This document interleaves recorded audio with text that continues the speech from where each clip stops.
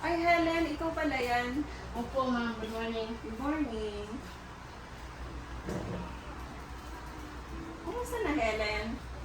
Okay lang po, ma'am. Pero pumunta ako ngayon sa iyo kasi may ubo ako lumala. Piling ko parang lumalala. Naninigarilyo ka pa rin ba, Helen? Opo, ma'am. Pero dati-rati sa nasabi ko po sa inyo na sa isang araw nakakaubos po ako ng isang pack. Ngayon, tag 3 to 5 stick lang po. Kapag stress lang po ako, ganun lang po ako maninigarilyo. That's good to hear. Congratulations. Imagine na kaya mong i-lessen from 1 pack to 2 sticks na lang at na-handle mo na rin ang stress mo ngayon, di ba? So, I think kayang-kaya mo nang ihinto ang paninigarilyo na yan. So, do you have plan to quit smoking for the next 30 days? Actually, ma'am, opo. Kaya po ako pumunta sa inyo ngayon kasi gusto ko na po mag-quit. Kasi feeling ko na nga lumalala ang ubo ko dahil sa sigarilyo. But you know, Helen, congratulations. Kasi napakahirap talagang i-decrease. Imagine, from 1 pack to 2 to 3 sticks ka na lang ngayon.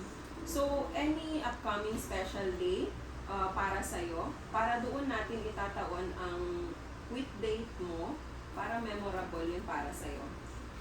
Opo, ma'am, meron po. Next 2 weeks po, anniversary ko po. Wow! Anniversary po namin. So, pwede nating itaon ang quit date mo sa araw na yan. Opo. In preparation sa quit date mo, is dapat isang tabi na natin yung mga smoking paraphernalia mo.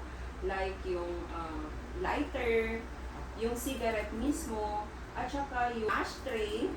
Bukod doon, in managing your stress, pwede kang sumali sa mga friends mo. Like yung mga may group sila ng Zumba, pwedeng yoga, or even yung nagra-running or mag-unwind with your friends na hindi naninigarilyo. At saka, Helen, you should be aware of your triggers. Huwag ka nang sumasama sa mga friends mo na naninigarilyo. I suggest, Helen, na after the day of your quit date is magkita tayo. Bumalik ka dito sa aming clinic. I advise to come and see us here in clinic kung may mga concern ka or you need help regarding sa iyong quitting. Okay, Helen, I'm very excited for you and good luck. So I hope to see you again here in our clinic. Thank you po, ma'am.